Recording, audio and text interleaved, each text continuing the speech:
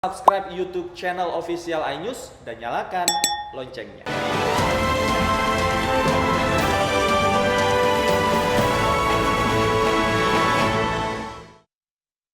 Ya pemirsa, mulai hari ini pengelola kereta Bandara Soekarno-Hatta meluncurkan layanan baru, yakni kereta bandara premium.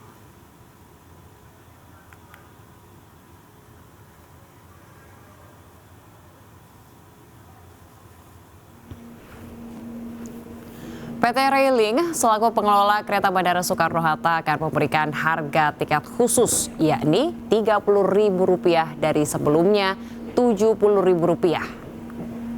Kereta premium ini akan melayani rute Duri, BNI City, Manggarai ke Bandara Soekarno-Hatta. Untuk rute Batu Ceper Bandara Soekarno-Hatta, tiket harga Rp25.000. Railing juga memberikan harga khusus Rp5.000 untuk rute selain Bandara Soekarno-Hatta.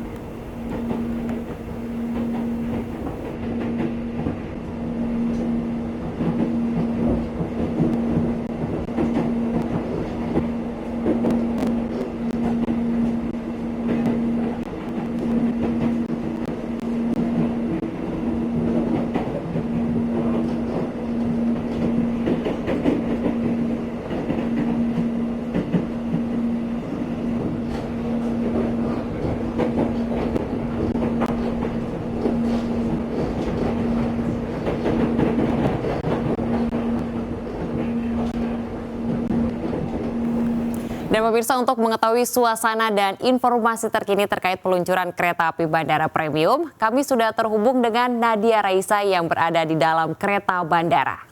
Selamat pagi Nadia, nah ini kamu di dalam kereta, bisa diceritakan kepada kami seperti apa fasilitasnya dan juga seberapa nyaman ketika berada di kereta bandara?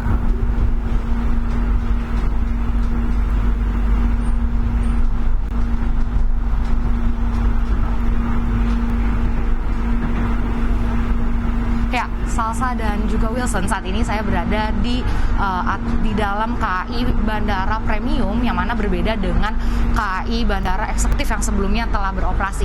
Untuk kenyamanan tentunya sangat nyaman, dan di sini juga ada beberapa perbedaan dengan berdiri sesuai dengan kapasitasnya, dan ini ada beberapa perbedaan lain. Tapi untuk lebih lengkapnya lagi, kemudian kita akan bertanya-tanya atau berbincang-bincang dengan PLT Direktur Utama PT Railing, Bapak Anggoro Tribowo. Ya Pak, selamat pagi. Nah, kita ini kan sedang berada di KAI Bandara Premium. Boleh dijelaskan mungkin secara detail apa sih perbedaannya dengan KAI Bandara Eksekutif yang sebelumnya beroperasi, Pak? Ya, terima kasih. Jadi, yang premium ini dia punya kompetitifnya berhadapan. Ya, dia bisa dengan kalau yang eksekutif dan sebetulnya dari hanya itu aja bedanya. Semua berbeda sama. Mungkin boleh dijelaskan dari sisi tarifnya juga Pak, dan juga ada berapa kali keberangkatan sih dari masing-masing stasiun? Ya pemirsa, kami mohon maaf atas sambungan yang kurang bagus dengan Nadia, karena memang saat ini Nadia sedang dalam perjalanan di kereta menuju bandara, dan semoga masyarakat bisa memanfaatkan hal ini sehingga tidak terjadi kemacetan ketika menuju bandara nanti. Betul sekali, dan pemirsa, bagi Anda yang baru saja bergabung, kami akan hadirkan kembali informasi yang sudah dihadirkan di iNews Pagi. Seperti jenazah ZA, pelaku penyerangan di Mabes Polri Kamis dini hari dimakamkan di TPU Pondok Rangon Cipayung, Jakarta Timur. Selengkapnya usai jeda.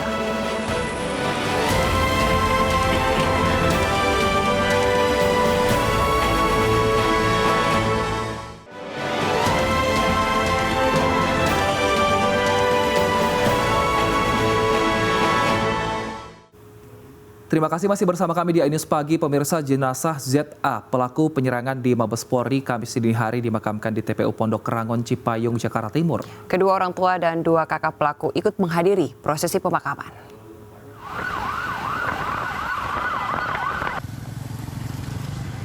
Dengan pengawalan ketat pihak kepolisian, jasad JA pelaku penyerangan di Mabes Polri dibawa keluarga ke TPU Pondok Rangon, Cipayung, Jakarta Timur. Iring-iringan mobil jenazah tiba pada Kamis dini hari pukul 1.30 di TPU Pondok Rangon. Peti jenazah langsung diturunkan ke liang lahat dan selanjutnya kakak pelaku mengazankan peti jenazah.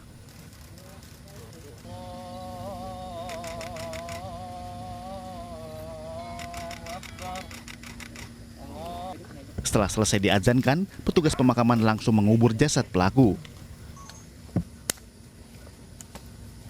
Ibu pelaku sempat berdoa dan menangis di pusara jenazah ZA.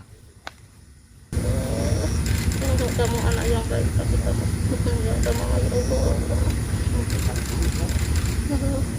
Mama tinggal ya, kamu tersakiti.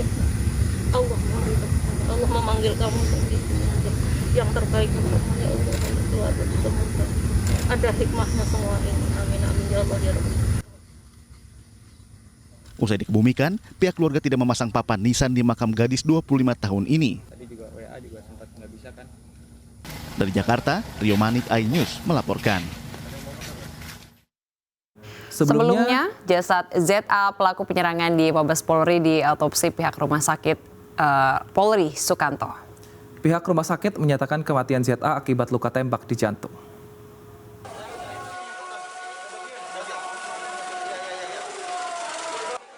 Usai melakukan otopsi jenazah terduga teroris ZA, pihak Rumah Sakit Polri memberikan keterangan pers Kamis dini hari. Pihak rumah sakit yang diwakili oleh Wakil Kepala Rumah Sakit Kombes Pol Umar memastikan penyebab kematian terduga teroris adalah akibat luka tembak di bagian jantung. Saat ini, semuanya sudah selesai proses otopsi yang dilakukan tim dokter forensik dan hasilnya akan diberikan kepada penyidik Polda Metro Jaya. Sudah diserahkan ke pihak keluarga, difasilitasi oleh teman-teman dari Polda Metro untuk dilakukan penguburan malam ini juga. Pemeriksaan DNA sudah selesai semuanya. Langsung ke rumah duka atau langsung ke TPU? Langsung ke TPU. Pihak rumah sakit menyerahkan jenazah kepada pihak keluarga untuk dimakamkan. Dari Jakarta, Rio Manik, iNews melaporkan. Polisi mendatangi rumah tinggal terduga teroris yang menyerang Mabes Polri. Terduga teroris meninggalkan surat wasiat sebelum melancarkan aksinya.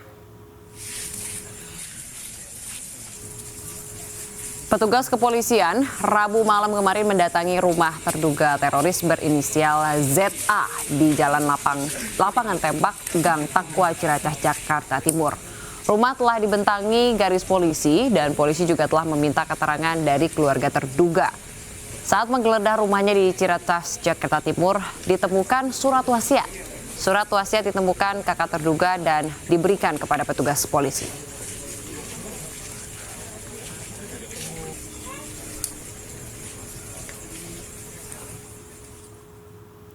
Beralih ke informasi lainnya, pemirsa, eksekusi rumah di Kapuk Kamal Raya Cengkareng, Jakarta Barat diwarnai kericuhan. Petugas jurusita ini Pengadilan Negeri Jakarta Barat mendapat perlawanan dari ahli waris.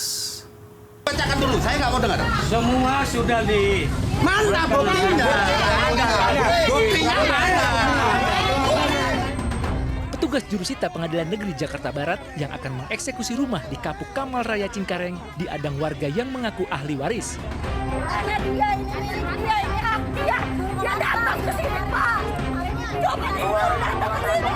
Sejumlah ibu-ibu juga melakukan protes sambil membunyikan sirine pengeras suara saat jurusita Pengadilan Negeri Jakarta Barat membacakan surat perintah eksekusi pengosongan lahan seluas 900 meter persegi yang ditempati warga. Eksekusi lahan mendapat penjagaan ketat dari aparat keamanan. Setelah membacakan surat perintah eksekusi, petugas jurusita tetap melakukan pengosongan lahan dengan mengeluarkan harta benda milik warga. Kita lakukan penyitaan unmoney, teguran para pihak, kedua penyitaan, dan ketiga sudah memenuhi syarat, maka Ketua Pengadilan Negeri Jakarta Barat mengeluarkan penetapan eksekusi pengosongan. Nah, inilah yang akan terjadi. Sementara pihak ahli waris mengaku sudah meminta penangguhan, namun eksekusi tetap dilakukan. Eksekusi saya juga sudah ajukan untuk minta ditangguhkan. Sudah masuk ke PN Jakarta Barat, tanggal 25 diterima sama orang PN. Eksekusi pengosongan lahan dilakukan berdasarkan surat keputusan Pengadilan Negeri yang memenangkan Nisin selaku penggugat melawan Nirin selaku tergugat. keduanya merupakan kakak beradik. Dari Jakarta, Sofyan Firdaus, iNews melaporkan. Kericuhan juga mewarnai eksekusi sebuah rumah di Surabaya, Jawa Timur. Pemilik rumah menangis histeris saat menghalangi proses eksekusi.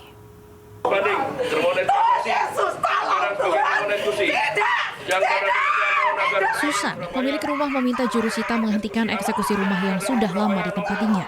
Sudah janji, jangan. Tidak. Suami dan anak-anak Susan sempat kewalahan untuk menenangkan Susan. Tidak hanya itu, keluarga Susan melawan dengan menghalangi upaya petugas jurusita PN Surabaya saat akan mengeksekusi. Sebut tadi, yang sementara ditunda dulu. Karena objek sengketa sesuai dengan amar putusan nomor 29. Itu apa artinya? Berarti nomor 29 harus dieksekusi. Tapi kok bisa lari ke nomor 3? Kami minta mestinya diluruskan dulu ini gitu. Apa tunda dulu? Melakukan perlawanan itu masalah nomor. Nah, kalau seperti itu kan nomornya nomor 29. Tapi di sini dinomorkan nomor 3. Nah, itu nomornya 3 dari kalau yang tidak tahu. Kalau ditanyakan di lurah dan yang lain, nomornya nomor sesuai dengan BPP dan yang lain nomor 29. Tapi tetap tidak mempengaruhi proses eksekusi, Pak? Tidak mempengaruhi. Apabila tidak puas, ya silakan ajukan suatu perlawanan. Haknya mereka. Penghuni rumah seluas 525 meter persegi di Jalan Manyar Kartika ini kalah gugatan di Pengadilan Negeri Surabaya dan Pengadilan Tinggi Jawa Timur pada tahun 2015 lalu. Bahkan banding termohon di Mahkamah Agung juga kalah pada tahun 2017. Perkara ini sendiri berawal dari perkara hutang piutang. Dari Surabaya, Yuda Prawira, iNews melaporkan. Pemirsa, 3 hari setelah ledakan dan terbakarnya tangki milik Pertamina RU 6 Balongan Kabupaten Indramayu, Jawa Barat masih belum bisa dipadamkan. Bahkan sempat terjadi ledakan susulan saat upaya pemadaman.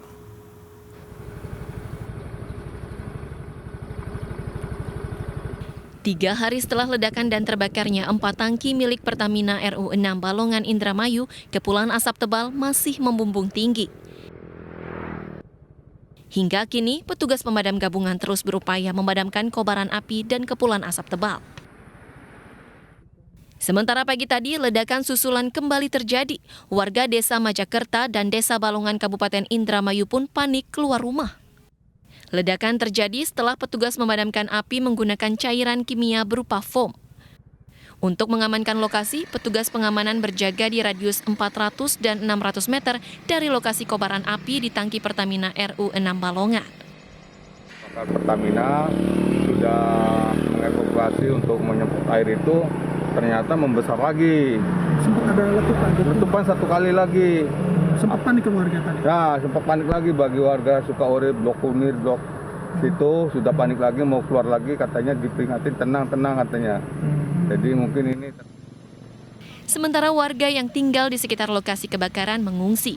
Total ada 912 warga dari 2 desa yang meninggalkan rumah. Warga diminta mengungsi karena khawatir asap kebakaran dapat membahayakan keselamatan warga. Selain itu, arus lalu lintas dari arah Cirebon menuju Indramayu maupun dari arah sebaliknya sudah kembali normal. Dari Indramayu, Jawa Barat, To Iskandar, iNews melaporkan. Sejumlah sekolah di Jakarta mulai menyiapkan kebutuhan jelang pembelajaran tatap muka. Di SMP Negeri 255 Jakarta, guru dan komite sekolah mengikuti simulasi pembelajaran hybrid sebelum sekolah dibuka kembali.